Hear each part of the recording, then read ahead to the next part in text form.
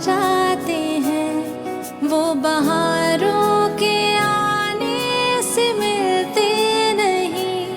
कुछ लोग एक रोज जो बिछड़ जाते हैं, वो हजारों के आने से मिलते नहीं। उम्र भर चाहे कोई पुकारा करे उनका नाम, वो फिर नहीं आते, वो फिर नहीं आते। जिंदगी के सफर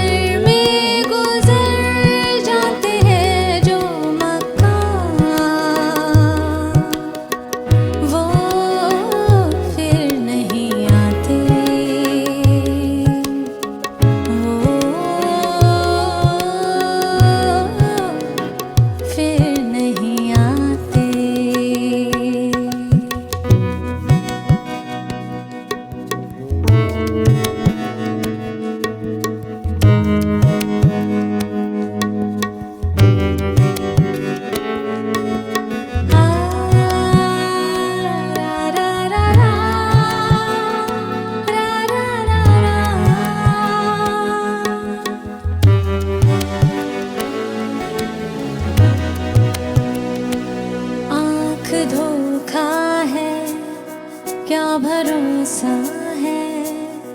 आँख धोखा है, क्या भरोसा है। सुनो दोस्तों, शक दोस्ती का दुश्मन है।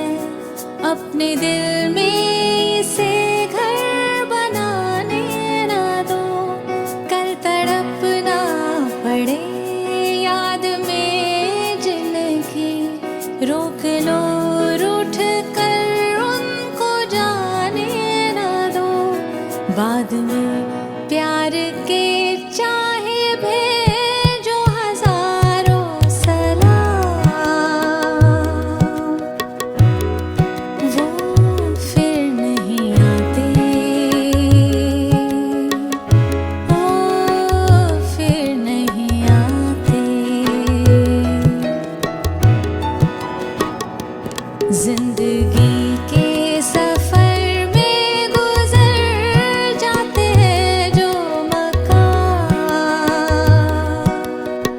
वो फिर नहीं आते, वो फिर नहीं आते।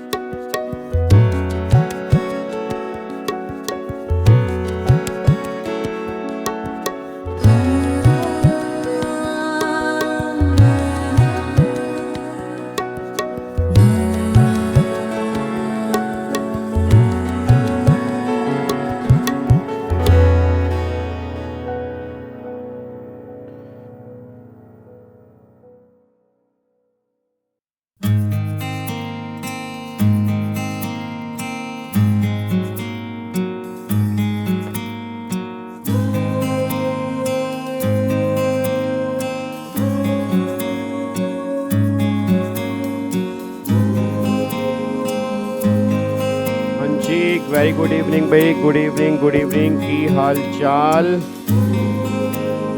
वधिया हो सारे?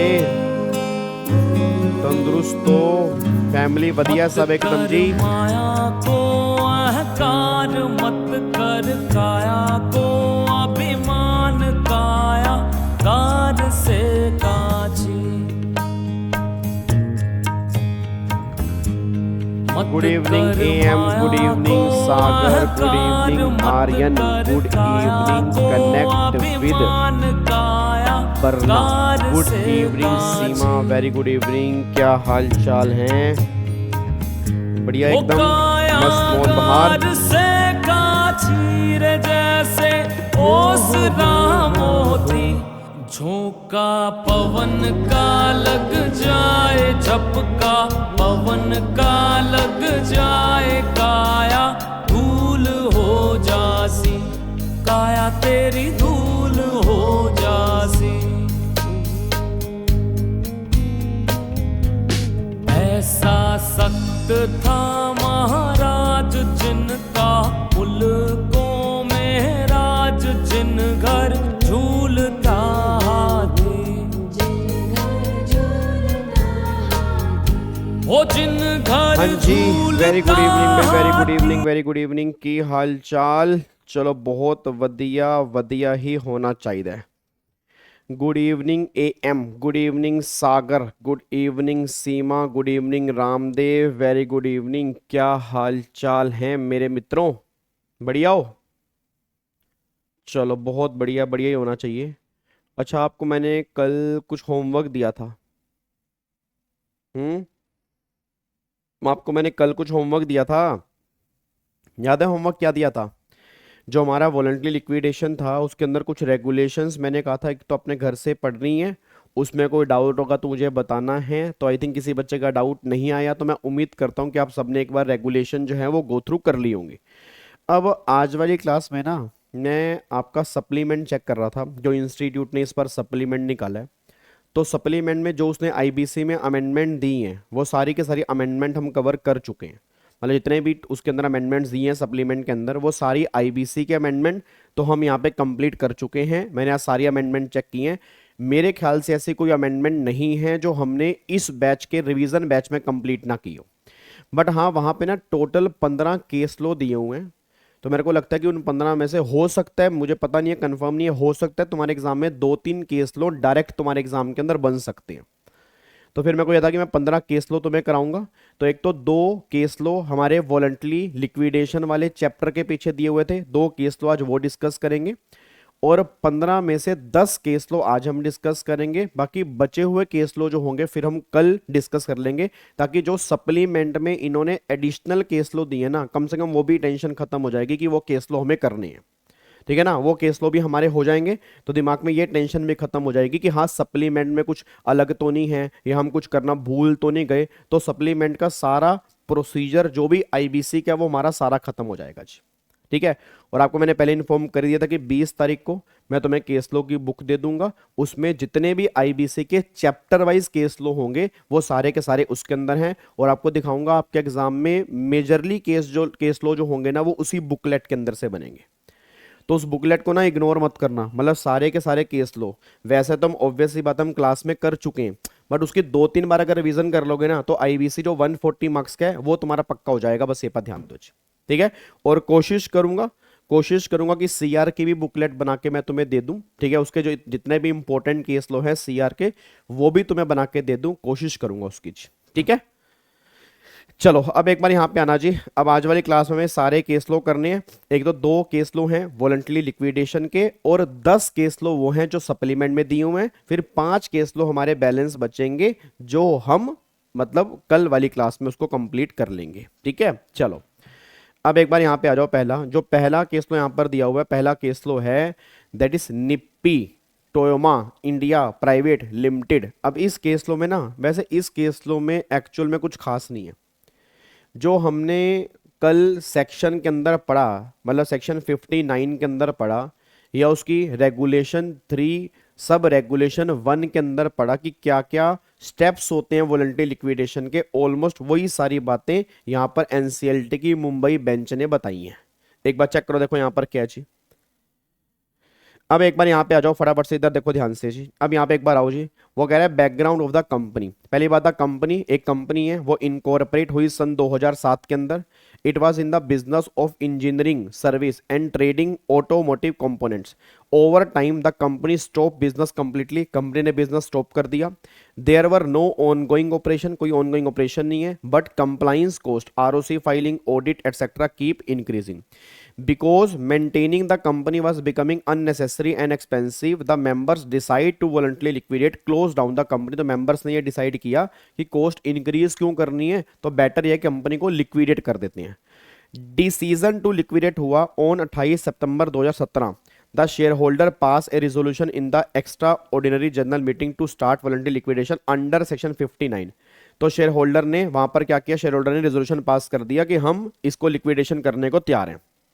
उसके बाद this means the company choose to close its voluntarily not because of insolvency but because it had no purpose to left. मतलब क्या है कि यहाँ पे जो लिक्विडेशन हो रहा है वो इस वजह से नहीं हो रहा कि वो डेट पे करने के एनेबल हो गया। डेट मान लो उसका है ही नहीं, या अगर डेट है उसके पास पैसे चुकाने को हैं, बट वो कह रहा मेरा पर्पस ही खत्म हो गया। भाई जो पर्पस के लिए हमने कंपनी बनाई थी वो पर्पस हमारा कंप्लीट हो गया, या इस कंपनी को चलाने का मेरे पास अब कोई पर्पस नहीं है, तो हम कंपनी को लिक्विडेट करना चाहते हैं। डायरेक्टर ने डिक्लेरेशन दी, याद करो जो हमने कल स्टेप किया था। डायरेक्टर की डिक्लेरेशन जाती है, फिर यहाँ पर रेजोल्यूशन पास होता है, फिर क्रेडिटर का रेजोल्यूशन भी पास होता है अगर क्रेडिटर वहां पे हैं, तो ये सारी बातें यहाँ पे आ रही हैं। Before voluntary liquidation could start director had to submit a declaration verified by affidavit confirming 3 things. क्या? They check the affair of company properly, वही हमने कल भी डिस्कस किया था। The company had no debt, company का कोई डेट नहीं है, या डेट है तो वो सारी डेट पे कर सकती है। Liquidation is not meant to cheat और डिफ्रॉड एनी वन, ये भी कल हमने डिस्कस किया था। This declaration was sign on 27 सितंबर 17 विद ऑडिटेड फाइनेंशियल स्टेटमेंट। याद करो ऑडिटेड फाइनेंशियल स्टेटमेंट जमा करवानी पड़ती है लास्ट 2 साल की, और records last 2 year. These are the mandatory under IBC and voluntary liquidation regulation. ये पॉइंट भी हमने कल इसके अंदर रेगुलेशन के अंदर ही पढ़ा था। फिर payment made to stakeholder during liquidation the liquidator prepare a statement of payment showing all stakeholder were paid whatever was due, even dividend distributed tax was paid, remaining profit this were distributed among member as dividend। फिर यहाँ पर this invested by the shareholder also return, मतलब सब कुछ पैसा हमने चुका दिया, हमारे को कोई देने का पैसा बैलेंस नहीं बचा। After this all assets were fully realized and distributed, there was nothing pending for any creditors or shareholder। फिर auditor certification and independent auditor check the liquidation period, this से लेके this and the confirm proper books of accounts were maintained, financial statement follow accounting standard, no pending litigation, no long term contract that caused loss, no amount was pending to be transferred to, मतलब कोई PF में पैसा जमा करवाने का कोई pending पैसा नहीं है। This show the liquidation was done cleanly and lawfully, final report by liquidator. फिर लिक्विडेटर ने फाइनल रिपोर्ट दी, याद है कल मैंने कहा था कि लिक्विडेटर फाइनल रिपोर्ट देता है लास्ट में।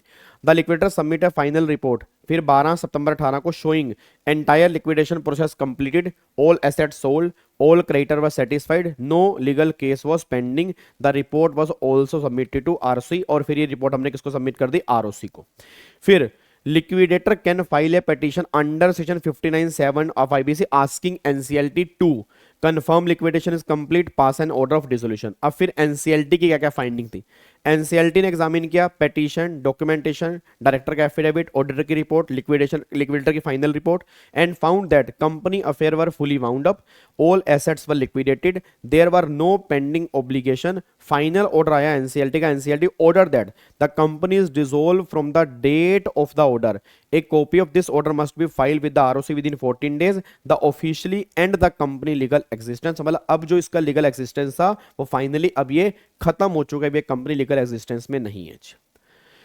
तो इस केस लो में ना कोई खास बात तुम्हें देखने को नहीं मिलेगी, वही बातें देखने को मिलेंगी जो कल हमने डिस्कस की है, ठीक है ना। अब ये केस लो फिर आया क्यों था? ये केस लो इसलिए आया था कि इस कंपनी के अंदर मुद्दा ये उठा कि क्या ये कंपनी ने सारे प्रोसेस फॉलो किए हैं या नहीं फॉलो किए। तो फाइनली एनसीएलटी की मुंबई बेंच ने जजमेंट पास की कि हाँ भाई सारे स्टेप्स उसने फॉलो किए हैं, अब ये कंपनी लिक्विडेशन में जा सकती है, कोई दिक्कत वाली बात यहाँ पे नहीं है, ठीक है।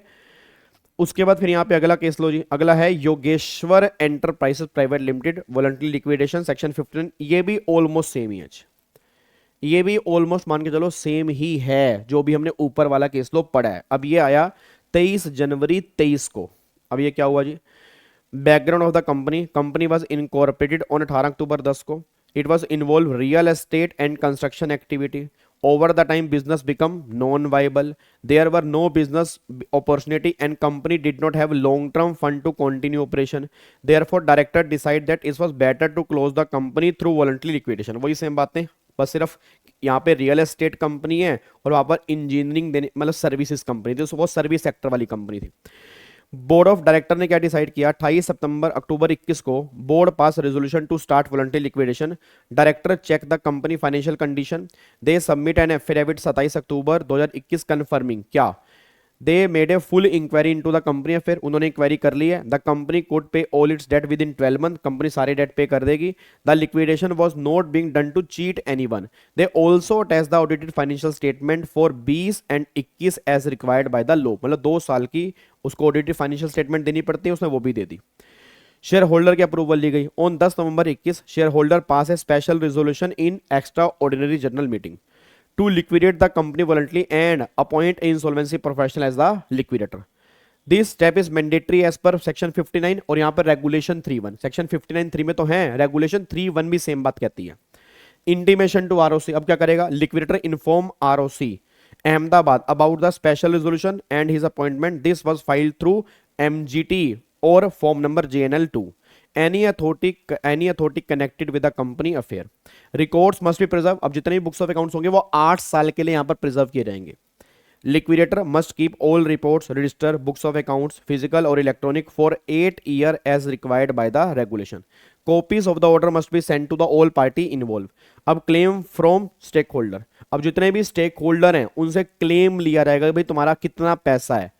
No creditor or other stakeholder submitted in claim. The company only had equity shareholder and no external liability were discovered. This made the liquidation much simpler. Income tax ने भी NOC इशू कर दिया। इनकम टैक्स कह रही कोई दिक्कत वाली बात नहीं, हमारी तरफ से भी ओके है। As per IBY circular, liquidator are not required to take NOC, no objection certificate लेना पड़ेगा और नो ड्यू सर्टिफिकेट लेना पड़ेगा। किससे? From income tax department for voluntary liquidation, क्योंकि आपकी जो लाइबिलिटी हो सकती है वो इनकम टैक्स में हो सकती है, ठीक है ना, क्योंकि आपकी लाइबिलिटी जो है वो किस में हो सकती है, आपकी लाइबिलिटी जो है वो इनकम टैक्स में हो सकती है। तो उससे आपको एनओसी लेना पड़ेगा और एनडीसी लेना पड़ेगा कि हाँ भाई कोई ड्यूज नहीं है और ये कस्टमर जो है कोई दिक्कत वाली बात नहीं, हमें ऑब्जेक्शन इसके लिक्विडेशन में नहीं है। Still, the liquidator informed the income tax department via email, speed post. The income tax department did not reply or ask for more time. This showed that there was no objection from their side.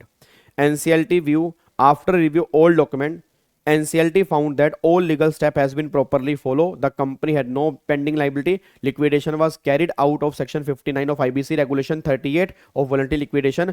Final order क्या किया NCLT ने? NCLT passed the following order. पहला, company is dissolve, company dissolve हो चुकी है। Liquidator must file with order with ROC, income tax department, IBA within 14 days. फिर liquidator must also inform all other statutory authority, भाई कोई भी authority को pending नहीं रहना, जितनी भी अथॉरिटीज इससे रिलेटेड है तो उनको बताया जाएगा कि ये कंपनी जो है वो लिक्विडेशन में जा चुकी है।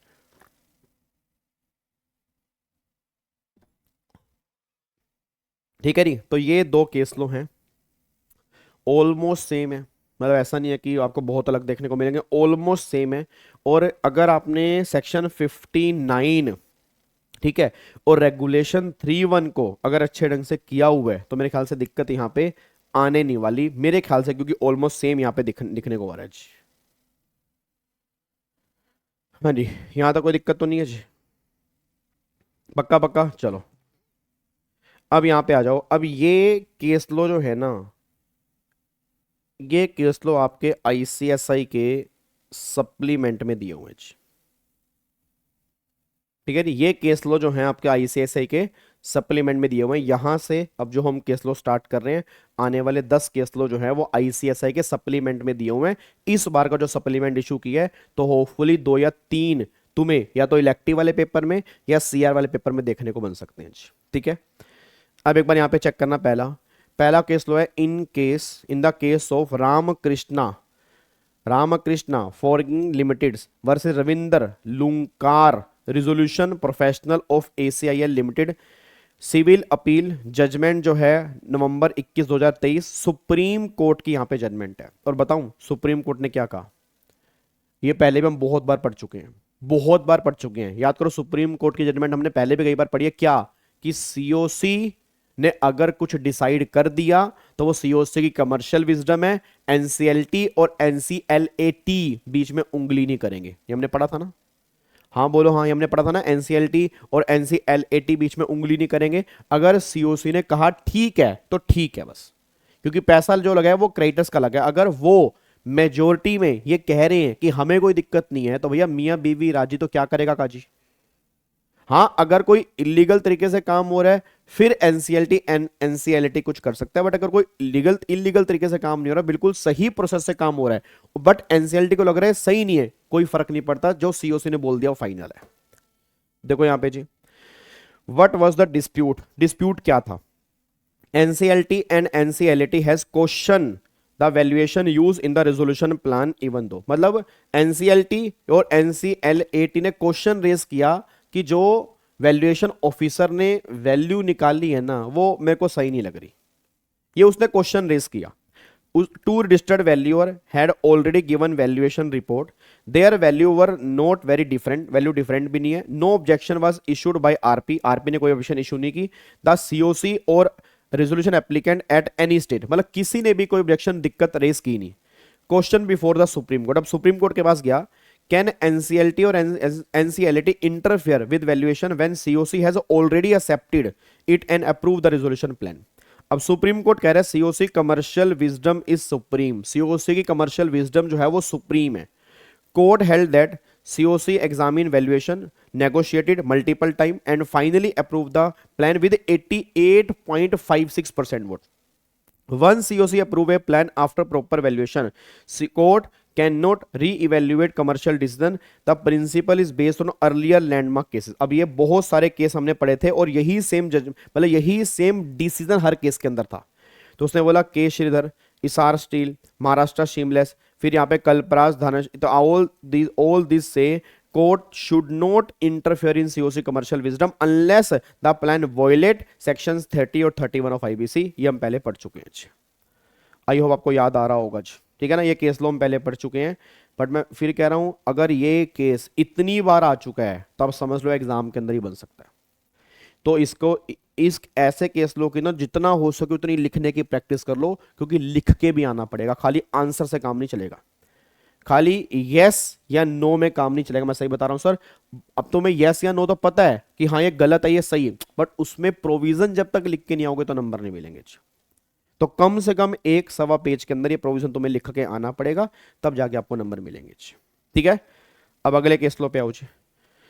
अगला केस लो से पहले why were NCLT and NCLT wrong because valuation process was fully complied with IBC, no stakeholder, किसी ने ऑब्जेक्शन नहीं दिया, सीओसी ने अप्रूव कर दिया। एनसीएलटी और NCLT tried to question valuation and interfere is a purely commercial matter which they are not allowed to do. Supreme Court का final view है resolution plan met all legal requirement, valuation was properly conducted, COC approve the plan overwhelmingly, there were no jurisdiction for NCLT to interfere. The Supreme Court set aside the order NCLT और NCLAT, उसको यहां से बाहर निकाल दिया। अब यहां पे आओ जी, अब अगली जजमेंट जो है वो है शिव चरण and others versus adjudicating authority, that is PMLA, Bombay high court, 2024 की जजमेंट है। क्या जजमेंट है जी? इशू क्या था? दी ईडी समझ गए ना, जो केजरीवाल के पीछे लगी थी, ईडी, ठीक है ना, that is enforcement directorate, has attached the company property under PMLA for offence that happened before the insolvency process started. The question was can ED continue attachment after resolution plan is approve under IBC। जब एक resolution plan approve हो गया तो क्या ED को मतलब अपनी attachment continue रखनी पड़ेगी या वो एसेट छोड़नी पड़ेगी? Section 32A says in simple word, if a resolution plan is approved and the new management take over, then the company property get full protection. No attachment, seizure or confiscation can continue for old offense, जो BCRP से पहले हैं. Only the wrongdoers, old management can still be prosecuted. तो high court ने observe किया section 32A2 clearly protect the corporate debtor property from any action related to past offense. This protection apply even against PMLA attachments. The explanation of section 32 confirm that action against property includes attachment, seizure, retention, confiscation under any law including PMLA. Final फिर court ने क्या conclude किया? NCLT acted correctly in ordering ED to remove attachment. NCLT only interpret section 32A and applied properly. Section 32A and 65 both start with the non-obstance clause, so they override other law including PMLA. Therefore, no conflict between IBC and PMLA. IBC protection prevail after resolution plan approval and change the management. बस ये पर ध्यान दो। ये exam के अंदर बन सकता है। ये एग्जाम के अंदर मुझे पूरी उम्मीद है, ये पीएमएलए वाले जो केस है ये एग्जाम के अंदर बन सकता है, ध्यान रखना। तो अगर मान लो पीएमएलए के अंदर केस चला गया है, पर अगर तुम्हारा रेजोल्यूशन प्लान आईबीसी में अप्रूव हो गया तो उस केस में पीएमएलए भी कुछ नहीं कर सकता, जो करेगा आईबीसी करेगा, पीएमएलए यहाँ पे कुछ नहीं करेगा, बस ये पर ध्यान दो। ठीक है ना, तो पीएमएलए यहाँ पे कुछ भी नहीं करेगा, बस ये पर ध्यान देना। ठीक है, चलो अब यहाँ पे देखो अगला केस लो क्या है। अब वो कह रहा है in the case of Greater Noida Industrial Development Authority versus Prabhjeet Singh Soni, Supreme Court की जजमेंट है 2024 की। अब यहां पे देखो वो क्या कह रहे हैं, मेन इशू क्या है, whether the NCLT has power to recall मतलब take back its own order even though IBC does not expressly give this power. तो सुप्रीम कोर्ट ने कहा एवरी कोर्ट और tribunal has inherent power to recall an order to prevent injustice और stop misuse of the legal process. The IBC does not block their power anywhere. Legal basis given by court section 65 of IBC. This section with a non-obstance clause give NCLT power to decide any question of law or fact connected with insolvency or liquidation. Rule 11 of NCLT, the rule preserve the inherent power of NCLT to do justice. This include recalling an order if needed. When can NCLT recall its order? कब कर सकता है? कुछ limited case में। पहला, when the order was passed without jurisdiction, उसके jurisdiction में था ही नहीं, उसने order पास कर दिया तो वो recall कर सकता है। When the affected party was not given notice or noted, उसको सुना भी नहीं किया, directly order पास कर दिया। When the order was obtained by fraud, misrepresentation or any act leading to serious injustice, the court clarified recall power cannot be used to re-argue or rehear the entire case. मतलब अगर मैं power use कर रहा हूं दोबारा से case की सुनवाई नहीं होगी, मैं अपने ऑर्डर को रिकॉल कर सकता हूं अपने अकॉर्डिंग। ये नहीं कि दोबारा से सारा केस सुना जाएगा, दोबारा ना ना ना, ना फिर तो वो कितने साल लग जाएंगे, वो काम नहीं होगा जी। Supporting case mention Union Bank of India versus Dinkar, ये एनसीएलटी की फुल बेंच ने कहा था NCLT held that tribunal can recall order if a procedural mistake occurred, party notes और fraud was committed. Supreme Court approve this view 31 जुलाई 23 Supreme Court ने भी कहा कोई दिक्कत वाली बात नहीं है। ये भी इंपॉर्टेंट है, इसको भी इंपॉर्टेंट मार्क कर लेना चाहिए, इसको भी इंपॉर्टेंट मार्क कर लेना। ठीक है कि एनसीएलटी के पास पावर है रिकॉल करने की, कोई दिक्कत वाली बात नहीं। अगर उसने जजमेंट पास कर भी दी है तो भी वो उसको बैक ले सकता है, उसके अंदर चेंजेस कर सकता है। ठीक है, अब अगले पॉइंट पर आओ। नेक्स्ट पॉइंट क्या निकल के आ रहा है, देखो जी नेक्स्ट पॉइंट क्या। अब नेक्स्ट पॉइंट यहां पे ये है, आगे है दिलीप बी, उसके बाद जीवरा जका versus union Bank of India. ये क्या कह रहा है, supreme court 2023, the petitioner challenge section 95 to 100 of IBC individual insolvency claiming they violate fundamental rights. The Supreme Court rejected the challenge and upheld this section. Here are the important points in the simplest possible language. क्या है section number 95 से 100। अब मुझे नहीं पता आपने marathon देखी या नहीं देखी, आपको मैंने ग्रुप में एक मैराथन डाली थी पार्ट 3, पार्ट 4 एंड पार्ट 5 की, 9 घंटे की थी। अब वो तुम्हारे पास टाइम पता नहीं तुम्हें मिला नहीं मिला, मैंने कहा था कि बीच में जो छुट्टियां हुई थी उसमें देख लेना। तो अगर आपने उसमें देखा, उसमें सेक्शन 95 से 100 तक हमने वहां पे एक बार डिस्कस किए थे, तो वहां पर भी ये केस लो था जी। मेरे को याद है रेगुलर बैच के अंदर भी ये पॉइंट आपको मैंने डिस्कस किया था, वहां पर भी कि वहां पर भी ये मुद्दा उठा था। इसी मतलब ये केस लो था, कोई दूसरा केस लो था, बट पहले प्रॉब्लम ये थी कि 95 से 100 तक के सेक्शन जो हैं वो क्या मतलब सही है, एज पर कॉन्स्टिट्यूशनली वैलिड है या नहीं है। तो देखो जी, नो जज decide anything in section 95 to 99। अब यहां पे ये लिखा हुआ है कि at the early stages there is no judicial decision, it is only a preliminary process not a final judgment. Role of RP is limited and no judicial. The RP only collect fact, check the application under section 94-95 and gives a recommendation report whether to accept or reject. The RP does not pass any order and no adjudicatory power, उसको कोई power नहीं होती RP के पास। No hearing required when RP is appointed. The court said at the stage of appointment of RP, no hearing is needed. This is because no judicial decision is being taken. Adding a hearing here would mean री writing the law with the court can not do, वो court नहीं कर सकता. RP can collect all necessary information under section 94. RP can collect for document detail information needed prepare the report.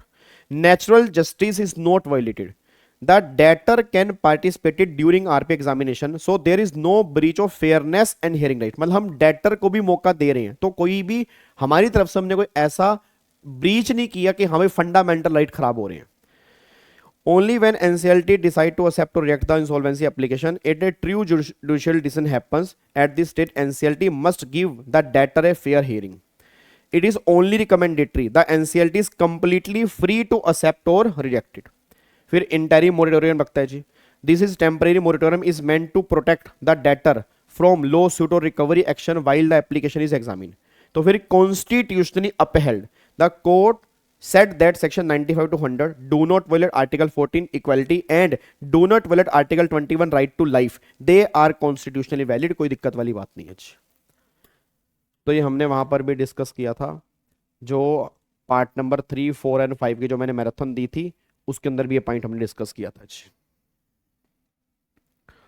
अब next case लो, देखो जी. Next case law है Sunil Kumar Agarwal versus Noida. That is Noida. यहां पर देखना ना, वो नोएडा वो नहीं है जी, ठीक है ना. यहाँ पे नोएडा वो नहीं है, यहाँ पे है new Okhla industrial Development authority. इसको नोएडा बोला कि कहीं तुम सोचो कि वो यूपी वाला, वो यूपी वाले नोएडा की बात करना, ना ना, यहाँ पे इसको नोएडा बोला गया new Okhla industrial development authorities. क्या बात मेरी समझ में आ रही है? अब देखो यहाँ पर जी, this case is about whether Noida can demand premium lease rent during moratorium under section 14 of IBC. क्या इसकी डिमांड वो कर सकता है? Section 14(1)(d says during moratorium the owner or lessor cannot take back property from the corporate debtor. ठीक है. So if the corporate debtor is occupying land, building or property, it cannot be evicted. What the explanation to section 14(1)(d) add? The law also say license, permit, quota, registration, concession, clearness, etc. by given by government authority cannot be cancelled just because the company went into insolvency. But these will continue only if corporate debtor pay ongoing dues during moratorium. अब NCLT ने क्या बोला? The phrase similar grant or right means things like license, permit, registration, concession, clearance, quota, etc. It does not include premium or lease rent of land. So the tribunal held the protection under 41(d) apply to governmental approval and permission, not to lease rent or premium for land. Therefore, Noida can demand lease rent or premium even during moratorium. ये point हमने पहले भी पढ़ा हुआ है. अच्छा, आपको लग रहा है केस लो हमने, जो बच्चे स्टार्टिंग से देख रहे हैं ना सर, मैं गारंटी कह रहा हूं तुम्हें ये केस लो याद आ गया होगा. ये हमने वहां पर ही पढ़ा, जब हमने सेक्शन 14 मोरिटोरियम वाला पढ़ा था, ये हमने वहां पर ही पढ़ा था. वहां पर भी मैंने कहा था कि आपको रोक जो लगाई गई है वो लाइसेंस वाले केस में लगाई गई है. ये लीज जो लीज वाला पॉइंट है, लीज वाले केस में कोई रोक टोक यहाँ पे नहीं है जी. ठीक है ना. तो लीज है, प्रीमियम है, अगर लैंड का है तो उसके लिए कोई रोक टोक नहीं है, वो तो तुम रिकवरी कर ही सकते हो. ये बात ध्यान दो.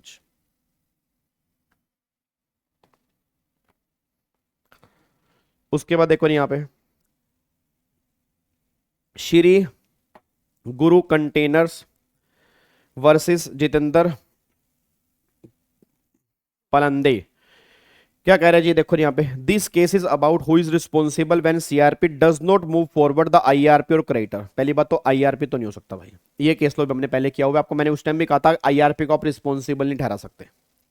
अकेला आईआरपी रिस्पॉन्सिबल है ऐसा बिल्कुल भी नहीं है. देखो what happen, the CIRP could not progress because creditors did not give information, creditors did not file claim and creditor did not participate at all. creditor कुछ नहीं कर रहे.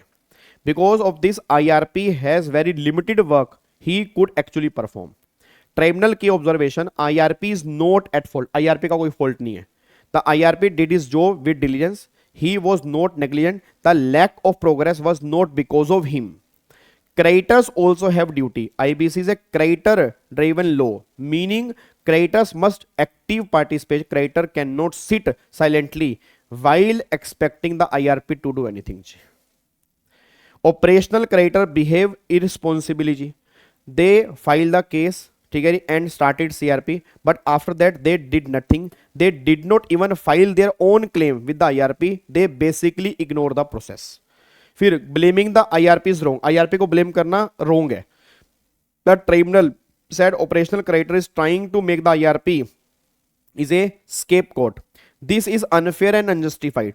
Tribunal conclude क्या क्या CRP failed because of creditor did not cooperate, not because IRP failed to perform the duty. Creditor must allow show discipline and involvement just like the IRP. बस ये पर ध्यान दो। तो ये पॉइंट निकल के आ रहा है जी यहाँ पे कि IRP जो है वो अकेला रिस्पॉन्सिबल नहीं है, जो क्रेडिटर्स है साथ में वो भी रिस्पॉन्सिबल माने जाएंगे IRP की तरह। ये बात ध्यान देना चाहिए। अब आगे देखो, section 12A allow withdrawal of CIRP but only if 90% of committee of creditor agree. This argument 90% is much stricter than requirement for approving resolution plan section 33 for which need only 66% voting. Why so strict? Because withdrawal means ending the entire CRP, so the law wants to very high consent. ठीक है, in this case more than 90% creditor agree the settlement and withdrawal was better than continuing CRP. The Supreme Court ने कहा when such an overwhelming majority of COC agree, court cannot question their commercial wisdom. COC member are expert, understand the financial situation and take decisions after analysis. Their decision should be respected unless it is arbitrary, उसके बाद irrational और against the lawsuit. Conclusion क्या क्या? COC condition to withdraw CRP section 12 must be accepted if 90% creditors agree. Court should not interfere unless the decision is clearly wrong or illegal. वही बात यहाँ पे लिखी है। एक और COC की कमर्शियल विजडम का आ गया। एक और COC की कमर्शियल विजडम का आ गया कि COC की कमर्शियल विजडम है ये वाला। आगे देखो, नोएडा, नोएडा मतलब वही न्यू ओखला वाला। नोएडा वर्सेस आनंद सोना भरा 2022 की जजमेंट है। Basic idea of the case, Noida claim it should be treated as financial creditor under IBC because it has lease land to a builder and payment were due. Supreme Court said Noida is not financial creditor because a financial debt required disbursement of money by the creditors to the debtor. In this case, Noida never paid any money to the builder or lease. Without disbursement, there can be no financial debt. बिल्कुल सही कह रहे हैं जी। फिर debt require a liability connected to a right to payment, but there Noida only gave the land on lease. It does not give any fund. ठीक है। फिर lease financial और capital, only a financial lease can be consider a financial debt. Noida lease was not a financial lease, उसकी lease financial lease नहीं है. Therefore Noida can not be treated as a financial creditor under this section. Section 58F catch all provision, a lease can be still financial debt if, अगर वो commercial effect जो borrowing का है. But in this case builder did not raise any money from Noida. Noida did not provide fund, only allowed land, the staggered payment, so this lease do not qualify as a borrowing type transaction. तो इसको हम financial creditor वाली category में नहीं मानेंगे. Supreme court, central government can amend the law in future. Future में अगर law amend करना है तो बात एक अलग है, वो कर सकते हैं और फिर उस केस में नोएडा जो है वो यहाँ पर फाइनेंशियल क्रेडिटर मान लिया जाएगा. बस ये पर ध्यान दो. क्या बात समझ में आ रही है? तो वो कह रहे हैं कि आपने कोई लोन नहीं दिया, आपने तो लैंड दिया. अब आपने कोई लैंड दिया, उसको थोड़ा आप थोड़ा फाइनेंशियल क्रेडिटर बन जाओगे. रियल एस्टेट वाले केस में क्या था कि आपने एडवांस के अंदर पैसे दिए, उसने तुम्हारी प्रॉपर्टी नहीं बना के दी, तो फाइनेंशियल डेट था कुछ. बट ये पॉइंट हमने फाइनेंशियल डेट वाली कैटेगरी में कहीं नहीं पढ़ा. उसके बाद देखो जी, सुनील कुमार वर्सेस नोएडा.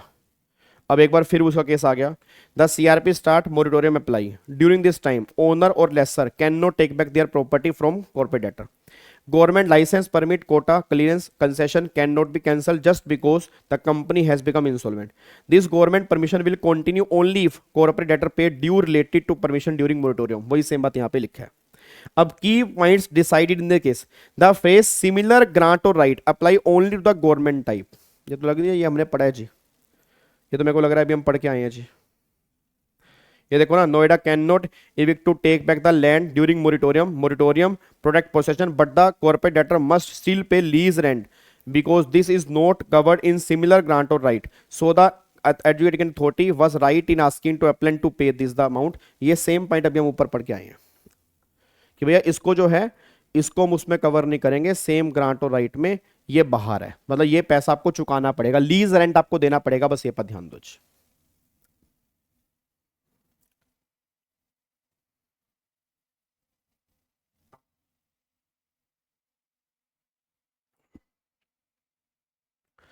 ठीक है जी। अब यहाँ पे आ जाओ, ये केस लो एक बार देख लेते हैं जी, क्या कह रहा है जी। देखो जी, अब यहाँ पे तो ये तो बिल्कुल बेकार की जजमेंट है यार। देखो क्या कह रहा है, कह रहा है matter of Ashish Ispat private limited versus Primus pipes tubes limited NCLT की जजमेंट है। कह रहा है when a withdrawal application under section 12 of code is file prior to constitution of COC, अभी सीओसी बनी नहीं है, the requirement of 90% vote of COC is not applicable. Obvious सी बात है, अब सीओसी नहीं बनी, याद है सीओसी बनने से पहले, सीओसी बनने के बाद, सीओसी बनने से पहले आप विड्रॉ कर सकते हो, सीओसी बनने के बाद भी कर सकते हो, बट सीओसी की अप्रूवल लेनी पड़ेगी। अब यहाँ पे सीओसी नहीं बनी, जब सीओसी नहीं बनी तो सीओसी की अप्रूवल कहां से आएगी। And the adjudicating authority has to consider the application without requiring any approval from CoC. Approval of 90% shall be applicable only when COC is constituted and withdrawal application 12A of IBC has been filed post that। वही बात यहां पे लिखी है। कोई दिक्कत परेशानी है तो बता दो जी। अब एक तो ये केस लो नंबर 11 है जी,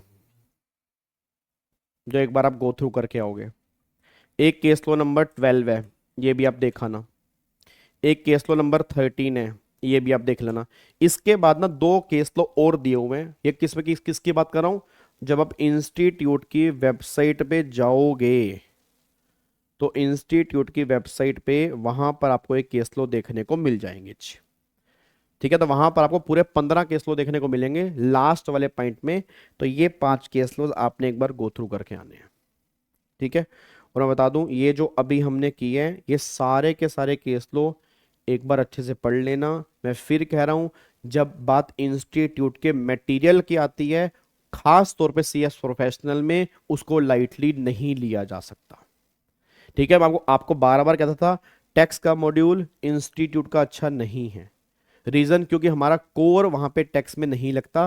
सीए वाला का मॉड्यूल टैक्स का बहुत बढ़िया है। और सीएस की अगर बात करूंगा, कंपनी लो, सीआर, आईबीसी, ये इनके कोर एरिया हैं, तो इनके मॉड्यूल में से ही पेपर बनेगा। और मैं 100% तुम्हें एश्योरिटी दे रहा हूं, उससे बाहर पेपर नहीं बनेगा। आपका एक एक क्वेश्चन मॉड्यूल से बनेगा, आपको मैं दिखा दूंगा। तो अब इंस्टीट्यूट ने अगर मटेरियल दिया है, चाहे वो सप्लीमेंट दी है, चाहे वो उसने 15 केस लो दिए हैं, हमें एक केस लो भी छोड़ के नहीं जाना। क्या बात समझ में आ रही है जी? पक्का पक्का। तो अब सुनो, एक तो कल तो हम ये 5 केस लो करेंगे जी, ठीक है ना। कल तो हम ये 5 केस लो कर लेंगे, कल हम ये 5 केस लो कर लेंगे। ठीक है, और क्या कर लेंगे, और कल 5 केस लो के बाद हमारे केस लो खत्म हो जाएंगे। और फिर कल ही, अच्छा ध्यान रखना, सेक्शन 60, 61, 62 ये सीआर वाले आईबीसी में नहीं है। ये सीआर वाले आईबीसी में नहीं है, मतलब आपके सीआर वाले आईबीसी में ना 59 तक है बस। आप ये मान लो कि सीआर वाले आईबीसी में सिर्फ 59 तक है। 60, 61, 62 आपके सीआर वाले आईबीसी के अंदर भी नहीं है।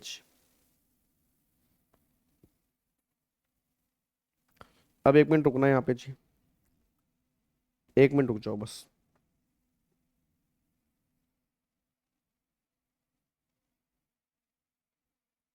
आपका मैं 1 सेकंड रुकना। आईबीसी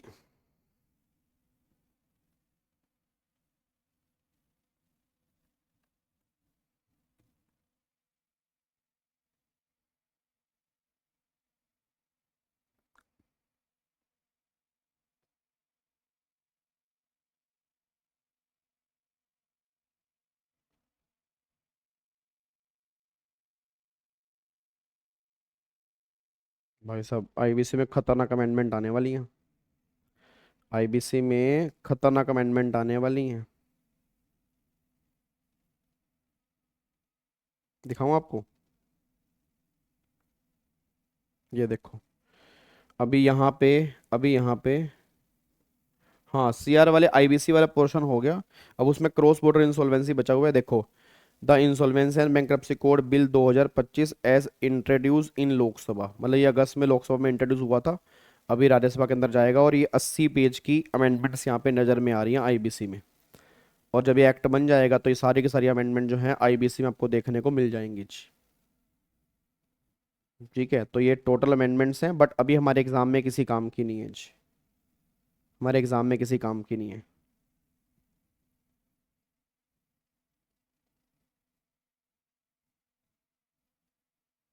अब यहाँ पे 1 मिनट आना जी।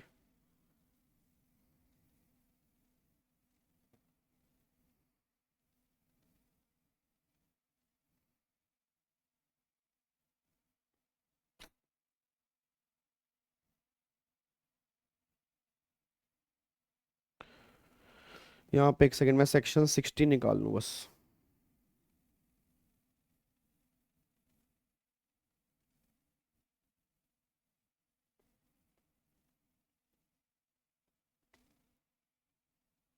लो जी, एक बार यहाँ पे देख लो, ये लो जी।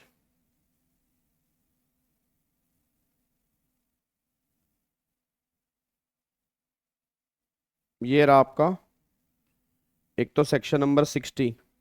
अब ये इलेक्टिव वाले आईबीसी में है जी, ये इलेक्टिव वाले आईबीसी में adjudicating authority for corporate person. और इस सेक्शन 60 में कुछ नहीं लिखा, उसने एक ही बात लिखी है कि कॉर्पोरेट पर्सन के लिए तो एनसीएलटी है, फिर एनसीएलएटी है, फिर सुप्रीम कोर्ट है। और जो कॉर्पोरेट पर्सन नहीं है उनके लिए डीआरटी है, फिर डीआरएटी है, फिर सुप्रीम कोर्ट है। तो कौन कौन एडजुडिकेटिंग अथॉरिटी हैं कॉर्पोरेट पर्सन के लिए? तो एनसीएलटी, एनसीएलएटी, और फिर आपका निकल के आ रहा है आपका सुप्रीम कोर्ट जी।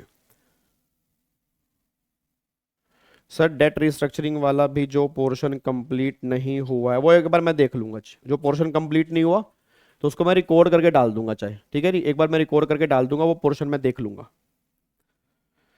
और उसके बाद सेक्शन नंबर 61, अब यहाँ पे अपील। अब आप अपील करोगे, पहली अपील कहाँ जाएगी? एनसीएलटी के पास, फिर अपील कहाँ जाएगी? एनसीएलएटी के पास, फिर अपील कहाँ जाएगी? सुप्रीम कोर्ट के पास जाएगी।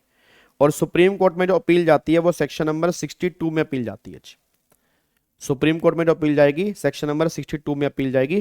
फिर 63 है, वही civil court have no. Obvious सी बात है, जब आईबीसी की बात हो रही है तो आईबीसी में केसेस कौन हैंडल करेगा? एनसीएलटी, एनसीएलटी और सुप्रीम कोर्ट। वहां पे सिविल कोर्ट की कोई जुरिस्डिक्शन ही नहीं है, तो सिविल कोर्ट की सारी पावर खत्म हो जाती है जब केसेस जो होते हैं वो इंसॉल्वेंसी से रिलेटेड होते हैं। तो वहां पर फिर सिविल कोर्ट की पावर खत्म हो जाती है। ये 63 है।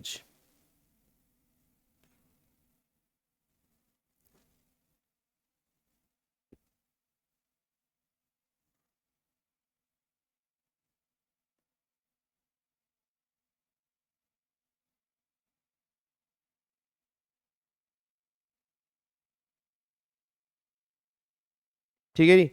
अब एक बार बस आपने ये काम करना है, एक तो ये 60 और एक ये 61 और एक ये 62 आपने एक बार रीड करनी है जिसके। और मैं दोबारा बोल दूं, ये सीआर के लिए रीड नहीं करने, आईबीसी के इलेक्टिव के लिए रीड करने हैं। तो सिर्फ रीड ही करने हैं, इसको याद नहीं करना, क्योंकि जब पेपर के अंदर बनेगा तो आप देख के लिख भी सकते हो, बट पेपर में बनेगा नहीं। पेपर में इसमें से कोई क्वेश्चन नहीं बनेगा। ये एक बेसिक सेक्शन है कि यहाँ पे कोई कौन कौन सी अथॉरिटीज होती हैं, फिर अपील कहाँ कहाँ कर सकते हो, और सुप्रीम कोर्ट में कितने दिन में अपील कर सकते हो, एक्सटेंशन कितने दिन का मिलेगा, ये इसके रिलेटेड है। इसमें से कोई केस स्टडी बेस्ड क्वेश्चन नहीं बनेगा, ठीक है। चलो, तो अब एक बार 5 केस लो, मैं करवा दूंगा, और ये एक बार आप इसको रीड कर लेंगे। उसके बाद फिर हमारा फास्टैग सीआईआरपी वाला पोर्शन, आपका सेक्शन नंबर 55 से लेकर 58, उसको हम डिस्कस करेंगे।